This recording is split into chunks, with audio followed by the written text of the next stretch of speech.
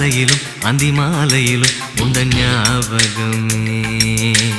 அம்மம்மா, முதல் பார்வையிலே சொன்ன வார்த்தையெல்லாம் ஒரு காவியமே.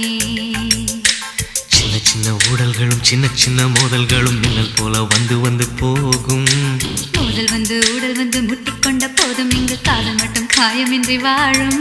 இது மாதங்கள் நாட்கள் செல்ல நிறம் மாறிடும் பூக்கள் அல்ல. மீனம்மா, அதிகாலையிலும் அந்தி மாலையிலும் உந்த ஞாபகமே.